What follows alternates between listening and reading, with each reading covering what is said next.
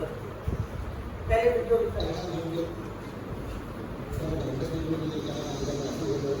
ऐसे करिए, ऑडियो में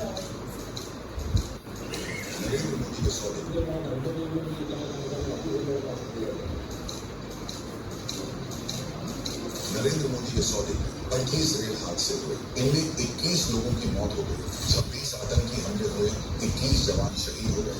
महिलाओं के खिलाफ अपराध लगातार बढ़ रहे हैं, दलितों के खिलाफ अपराध बढ़े, पेपर लीक कर युवाओं का भविष्य बर्बाद कर दिया, बेरोजगारी बढ़ी, रुपए में गिरावट आई, दूध दाल सब्जी गैस सब महंगा हो गया, टोल टैक्स बढ़ाया, भ्रष्टाचार के कारण पुल सड़क मूर्तियां एयरपोर्ट की छत सब टूट गई। ये है नरेंद्र मोदी के 100 दिन का छोटा सा रिपोर्ट। ये छोटा सा रिपोर्ट कार्ड दिखाने के बाद आपसे विस्तृत रूप से चर्चा करेंगे। आज नरेंद्र मोदी की सरकार के 100 दिन पूरे हुए हैं और ये 100 दिन इस देश की अर्थव्यवस्था पर, इस देश के युवाओं पर, महिलाओं पर, इस देश की रेलवे पर, इस देश के इंफ्रास्ट्रक्चर पर, इस देश के इंस्टीट्यूशंस पर, भ्रष्टाचार के खिलाफ मांग पर बहुत भारी पड़े हैं। इन 100 दिनों ने यह साबित कर दिया है कि नरेंद्र मोदी के पास किसी भी समस्या का कोई समाधान नहीं है, कोई विजन नहीं है और समस्याओं से मुंह मोड़ना, रण छोड़ के भाग जाना उनकी पुरानी आदत आज भी बरकरार है। 100 दिन में सरकार का हड़बड़, अस्थिरता का, अनिर्णायकता का और अपरिपक्वता का प्रतीक है। इन 100 दिनों में उस गुब्बारे में बहुत हवा भरने की कोशिश की गई, लेकिन लोकसभा चुनाव में इस देश की जनता ने ऐसी कील चुभोई उस गुब्बारे में कि हवा भर नहीं पाई।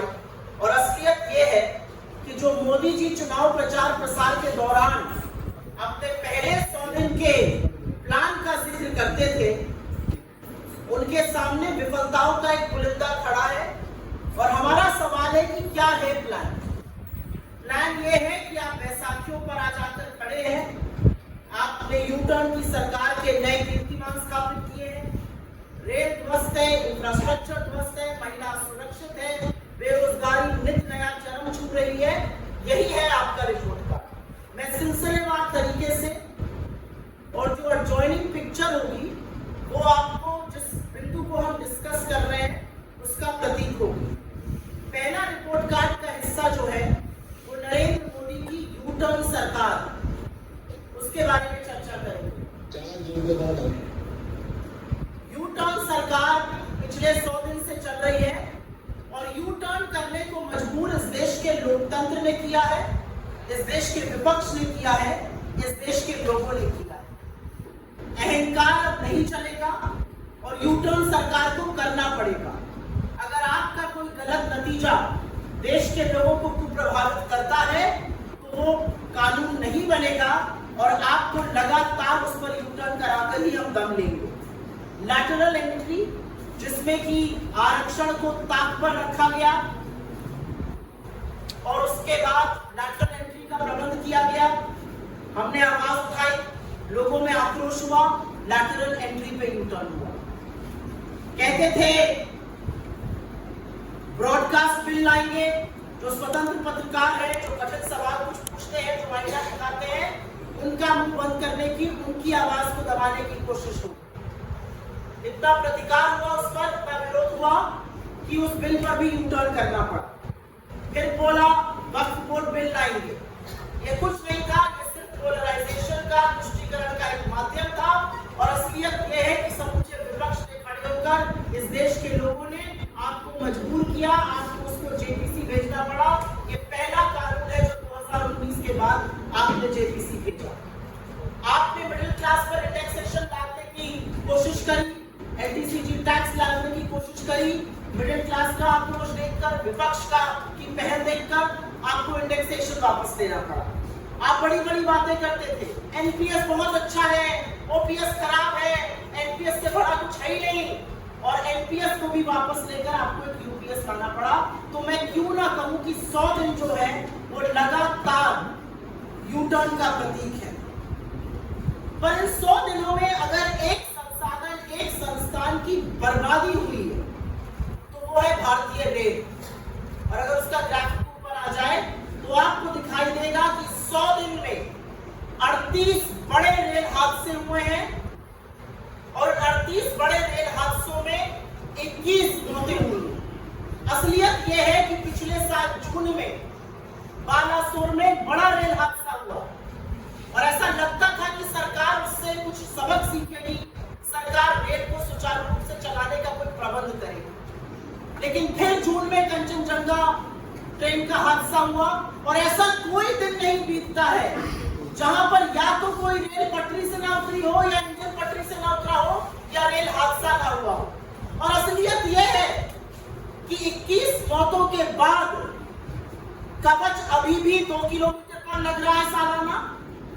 और इस देश के रेल मंत्री जो रील मंत्री बनने में ज्यादा मशगूल है, वो बेशर्मी से खड़े होकर कहते हैं ये छोटी छोटी घटनाएं। रेल का पटरी से उतर जाना, रेल हादसे होना, 1 नहीं 2 नहीं 38 रेल हादसे होना। और अगर मैं 2023-24 के साल की बात करूं तो 313 हादसे ऐसे हुए, मौतें हुई। पिछले 100 दिन में 38 रेल हादसे इस देश के रेल मंत्री के लिए छोटी छोटी बातें। बड़ी बड़ी लफ्ज़बाजी की जाएगी, रेल को हम ये बना देंगे वो बना देंगे, लेकिन असलियत यह है कि एक दिन नहीं बीतता है जब रेल पटरी से ना उतरी हो। 21 लोग जिन्होंने अपनी जान गंवाई, वो किसी के पिता थे, किसी के पुत्र थे, किसी की माँ थी, किसी की बेटी थी, किसी की बहन थी। समझाइएगा उनको जाकर, ये छोटी छोटी बातें। उसके बाद इस देश ने इससे पहले तो ये कभी देखा ही नहीं था और हमने ऐसे ऐसे वाक्य देखे इंफ्रास्ट्रक्चर के कोलैप्स के। नरेंद्र मोदी जी ने जिन एयरपोर्ट का उद्घाटन चुनाव के जस्ट पहले किया, जबलपुर, राजकोट, दिल्ली, वो एक बारिश नहीं झेल पाए, ताश के पत्तों की तरह वो गिर रहे थे। इस देश का संसद टपक रहा था, नया संसद जो बना है और बाल्टी में पानी भरा जा रहा था। असलियत यह है कि अटल सेतु 18,000 करोड़ की लागत पे बना, उसमें दरारें आ गई। असलियत यह भी है कि सुदर्शन सेतु जिसका इनॉग्रेशन मोदी जी ने किया, उसमें दरारें आ गई। और सबसे घटिया हरकत तो तब हुई जब छत्रपति शिवाजी महाराज जिनकी मूर्ति का अनावरण दिसंबर 2023 में किया, वो 8 महीने भी नहीं चल पाई और वो मूर्ति टूटकर गिरी नहीं। इस देश की अस्मिता, इस देश के गौरव, शिवाजी का जो अपमान नरेंद्र मोदी और उनके साथियों ने अपने भ्रष्टाचार से किया, वो ना महाराष्ट्र भूलेगा ना ये देश भूलेगा। ताश की पत्तियों की तरह एक के बाद एक संसाधन टूट रहे थे। कितनी ही सड़कें, कितने ही पुल टूट टूट कर गिर गए। और यह इलेक्शन के साथ हम आपको दे रहे हैं, इसमें सारे हादसे क्रमवार तरीके से, डेट वाइज तरीके से लिखे गए। और तो और आस्था का प्रतीक श्री राम का मंदिर जो अयोध्या में बना, उसके भी गर्भगृह में पानी टपक रहा था। कौन है ये भ्रष्टाचारी जिनसे आपने ये इंफ्रास्ट्रक्चर बनाए? कौन जवाबदेही तय करेगा? चाहे वो नया संसद हो, चाहे वो शिवाजी की मूर्ति हो, चाहे वो सेतु हो, चाहे पुल हो, चाहे सड़कें हो, चाहे श्री राम का मंदिर हो। ताश के पत्तों की तरह एक के बाद एक इंफ्रास्ट्रक्चर लगातार टूट टूट के गिर रहा था। मैं चौथी बात करना चाहती हूं और ये मेरे लिए बहुत व्यक्तिगत विषय है और वो है आतंकी हमले।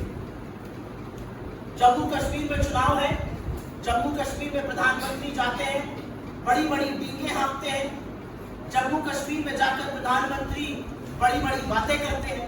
लेकिन असलियत यह है कि जिस डोडा में खड़े होकर नरेंद्र मोदी भाषण दे रहे थे 48 घंटे पहले, उसी जम्मू कश्मीर के, उसी जम्मू के किश्तवाड़ में हमारे 2 सैनिक शहीद हो रहे थे।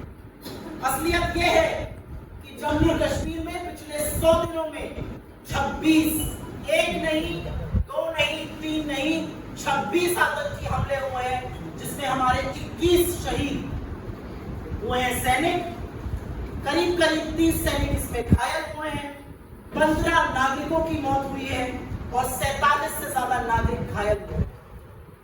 और दिक्कत तलब बात यह है कि अब जो आतंकी हमले हो रहे हैं वो कश्मीर से ज्यादा जम्मू में हो रहे हैं।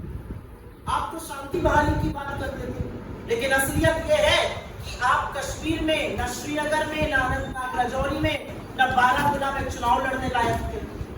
आप तो शांति की बात करते थे, लेकिन असलियत यह है कि 21 आतंकी हमले हुए, 26 आतंकी हमले हुए, हमारे 21 सैनिक शहीद हुए, लेकिन आपके मुंह से श्रद्धांजलि का और संवेदना का एक शब्द नहीं निकला। और ये मैं दावे से कहती हूँ, नरेंद्र मोदी जो ट्वीट करने से बाज नहीं आते, ढूंढ ढूंढ के एटलस पर देश ढूंढते हैं, कहां जाऊं अब मैं, किसको बर्थडे ग्रीटिंग दूं। 26 आतंकी हमले, और ये मैं 100 दिन की बात कर रही हूँ। 2019 से आतंकी हमलों की सिलसिलेवार ये इलेक्शन में हम शेयर करेंगे, देखिएगा। एक श्रद्धांजलि का शब्द, एक संवेदना का शब्द नरेंद्र मोदी जी के मुंह से निकलता नहीं। ये हमले डोडा में हो रहे हैं, रायसी में बस अटैक पर, बस पर हमला हुआ, पुंछ में हमले हो रहे हैं, किश्तवाड़ पे हो रहे हैं, तमाम ऐसे हमले हैं जो लगातार होते जा रहे हैं, और नरेंद्र मोदी के मुंह से न श्रद्धांजलि का न संवेदना का एक शब्द निकलता है। और आज सवाल ये है कि कानून व्यवस्था डायरेक्ट एलजी के अंतर्गत आपके अंदर है, क्या कानून व्यवस्था है? 26 आतंकी हमलों का जिम्मेदार कौन है? किसकी जवाबदेही से हो? जो 21 हमारे जांबाज शहीद हो गए, उनके परिवारों की आंख में आंख डालकर आप एक शब्द बोल सकते हैं? यह है आपका 100 दिन का रिपोर्ट कार्ड, 26 आतंकी हमले। उसके बाद हम बात करेंगे महिला सुरक्षा की। इस देश की आधी आबादी ने बड़े विश्वास से आपको 2014 में चुना, लेकिन इस देश की आधी आबादी के साथ जो आपने, आपकी सरकारों ने, आपके गुर्गों ने किया, वो अक्षम्य अपराध है। हर व्यक्ति को क्रोध आना चाहिए, हर व्यक्ति को आक्रोश आना चाहिए, लेकिन 100 दिनों में 104 अपराध महिलाओं के खिलाफ जघन्य अपराध हुए, 157 पीड़िताएं हैं इसमें। आपके शासित राज्यों में मुख्यमंत्री जिस शहर में है, उस शहर के चौराहे पर सार्वजनिक रूप से बलात्कार होता है, लेकिन आप एक शब्द नहीं बोलते। आप बंगाल पर बोलते हैं, बोलना चाहिए, लेकिन आप बदलापुर पर नहीं बोलते, आप बिहार पर नहीं बोलते, आप उत्तराखंड पे नहीं बोलते, आप उत्तर प्रदेश के फर्रुखाबाद पर नहीं बोलते। लेकिन आप कैसे बोलिएगा?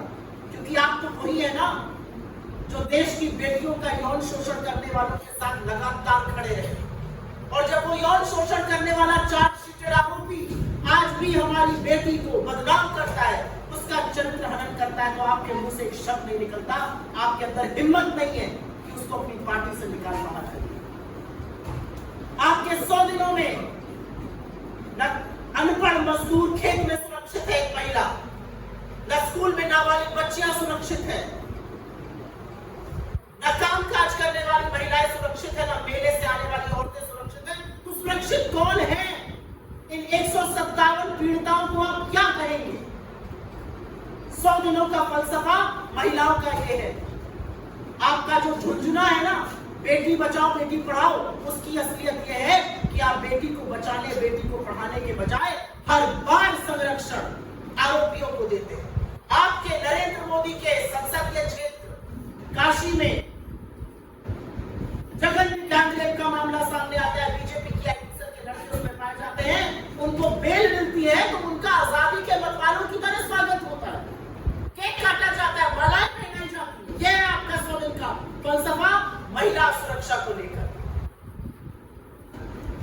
इसके बाद बात करनी पड़ेगी युवाओं की, क्योंकि युवाओं के बारे में बात किए बिना तो कुछ हो ही नहीं सकता। इस देश की 65% आबादी 35 वर्ष से कम आयु की, और यह है आपकी उनके लिए प्लान, यह है आपकी उनके लिए संयोजनाएं। इन 100 दिनों में लगातार पेपर लीक हुए हैं, इन 100 दिनों में इम्तिहान कैंसिल हुए हैं, इन 100 दिनों में आपकी विफलताओं का पुलिंदा यह है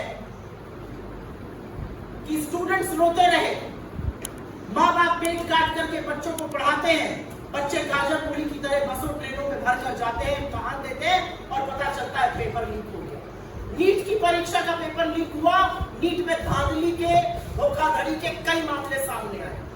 आपने नीट पीजी का एग्जाम कैंसिल किया, आपने यूजीसी नेट का पेपर लीक हुआ, इसलिए एग्जाम कैंसिल करना पड़ा, जॉइंट सीएसआईआर यूजीसी नेट का इम्तिहान कैंसिल हुआ, एनसीईटी का पेपर लीक हुआ, लगातार पेपर लीक हुआ। और ये मैं सिर्फ 10 साल के फलसफा में तो सीबीएसई का इम्तिहान भी लीक हो गया। 10 साल का फलसफा तो यह है कि आपके लोग पेपर लीक के घोटाले, उनके स्कैंडल में लिप्त पाए जाते हैं।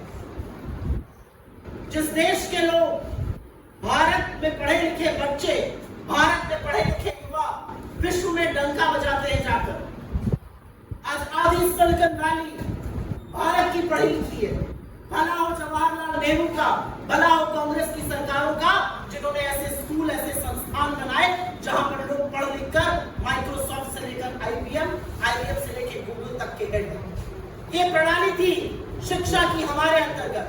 आपकी प्रणाली और आपका फलसफा ये है कि नीट जैसा इम्तिहान लीक होता है, आपको एक के बाद एक पेपर कैंसिल करने पड़ते हैं। ये आपका रिपोर्ट कार्ड। इसके बाद जरूर बात करनी पड़ेगी खस्ता हाल अर्थव्यवस्था की। यह अर्थव्यवस्था का फलसफा है।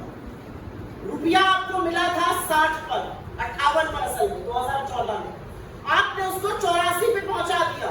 पिछले 100 दिनों में आपने हजारों लाख करोड़ फूके किसी तरह से रुपए को बचाने के लिए, लेकिन फिर भी रुपया आज 84 प्रति डॉलर के आसपास है। 82 पर था 100 दिन में। यह असलियत है। असलियत यह है कि फॉरेन डायरेक्ट इन्वेस्टमेंट, जिसका बहुत ढोल आप पीटते थे, वो लगातार गिर रहा है। ना सिर्फ डोमेस्टिक बल्कि फॉरेन इन्वेस्टर्स को आपकी पॉलिसी पर कोई विश्वास नहीं है। बेरोजगारी लगातार नए कीर्तिमान स्थापित कर रही है। ये देश की अर्थव्यवस्था का हाल है। और महंगाई की मार सह बिना बात कैसे हुई? महंगाई गाने में खाए जाते हैं, बड़ा गाना था। उस गाने में एक लाइन और ऐड करिए, सखी सैया तो लंखे कमात में महंगाई डायरेक्ट खाए जाते। ये महंगाई का फलसफा है। महंगाई का ये हाल है कि चुनाव होते ही टोल टैक्स आपने 15% बढ़ाया, दूध के दाम आपने तुरंत बढ़ाए, सीएनजी का दाम बढ़ाया, आटा का दाम बढ़ाया, दाल का दाम बढ़ाया। आपने कमर्शियल गैस का सिलेंडर करीब 50 रुपए दोनों बार करके महंगा किया। आपने मिडिल क्लास पर एलपीसीजी इंडेक्सेशन जैसी बात करी। ये आपका असलियत है। ये महंगाई की मार है। जो देखना चाहे वो जरूर देखे। ऐसा कोई चीज नहीं है जिसको आपने सस्ता किया है पिछले 10 सालों में।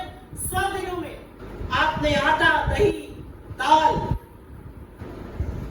दूध, commercial LPG, CNG, toll tax, सबके दाम बढ़ाए। और फिर बात तो करनी पड़ेगी आपके सबसे परम प्रिय दिल के टुकड़े अडानी की। सेबी और अडानी, ये दो चीजें हैं जिस पर आप मुंह नहीं खोल सकते। इस देश की मार्केट रेगुलेटर पे गंभीर आक्षेप लगे हैं। इस मंच से पर्दाफाश किया गया है उनके कॉन्फ्लिक्ट ऑफ इंटरेस्ट का।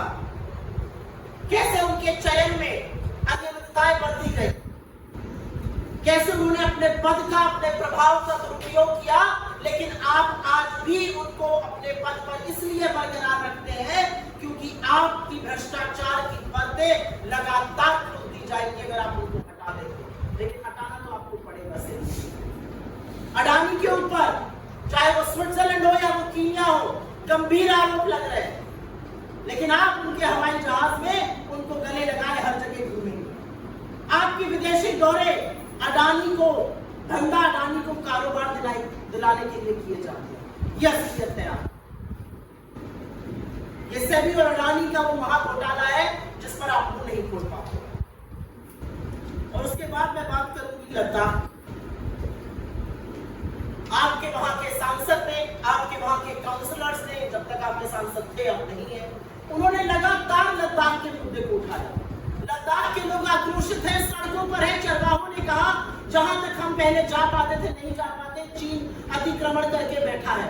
21 कोर कमांडर लेवल की टॉक्स में चीन बार बार ये कहता है। आपका प्रधानमंत्री तो कहता है कोई दूसरा वर्ड। आप चीन का नाम नहीं ले पाते, यथावत स्थिति अप्रैल 2020 की बरकरार नहीं कर पाते। और असलियत यह है कि पूरा का पूरा लद्दाख आंदोलन करने के लिए सड़कों पर उतरता है और आज पैदल मार्च दिल्ली के लिए कर रहा है। क्या करिएगा? लद्दाखियों के लिए भी सड़कें खुदवा दीजिएगा, किले गड़वा दीजिएगा, सीमेंट की चट्टानें लगवा दीजिएगा, आंसू गैस के गोले छोड़िएगा, लाठियां बरसाइएगा, जो इस देश के किसानों के साथ किया। ये लद्दाख की स्थिति है। लेकिन आपकी असली विषमता, आपका असली विफलता, आपकी असली निष्ठुरता फेलियर तो असल में मणिपुर था। पर्दे के पीछे छिपकर जब नरेंद्र मोदी मणिपुर पर चुप रहते हैं तो आपकी सारी असलियत और सारी कलई खुल जाती है। 16 महीने से इस देश का एक राज्य जल रहा है, वहां पर फिर से हिंसा बढ़ गई और इस बार रॉकेट से, ड्रोन से, आरपीजी से हमले हो रहे हैं। पिछले 2 हफ्तों में 12 से ज्यादा मौतें हो चुकी हैं। सुरक्षा बलों पर हमला हुआ, उनसे हथियार छीनने की कोशिश हुई। इंटरनेट लगा हुआ, इंटरनेट बैन लगा हुआ है, कर्फ्यू लगा हुआ है, लेकिन आपके अंदर ना तो इतना आत्मिक साहस है, ना बल है, ना हौसला है, ना हिम्मत है और ना नियत है कि आप मणिपुर जा सके। ये आपका 100 दिन का फलसफा।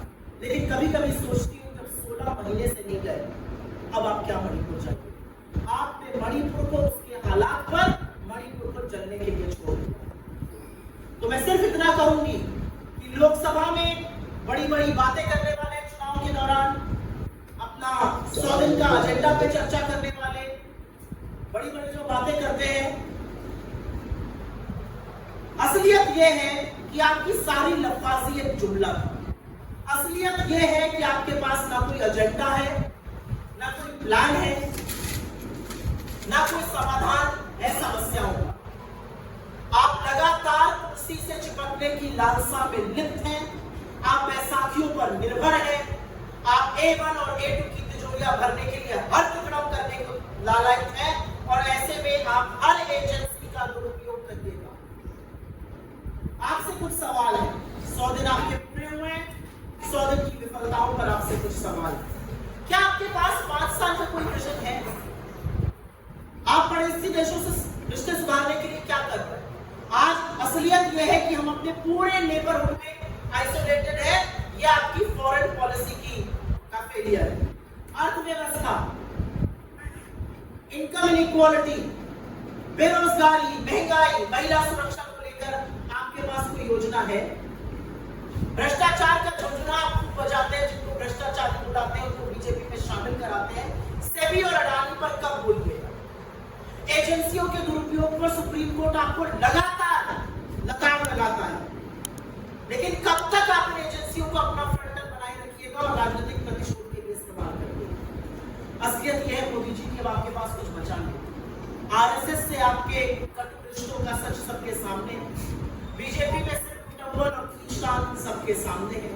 सरकार दिशाहीन है। आपकी झूठी वाहवाही कुछ चरण चुंबक जरूर कर देते होंगे और आप उसमें खुश हो जाते होंगे, लेकिन इस देश की जमीनी हकीकत से अगर आपके 100 दिन को देखा जाए तो आप बहुत दूर हो चुके। I will very briefly in a nutshell just make a statement in English and this is about the 100 days of the Modi government. The reality is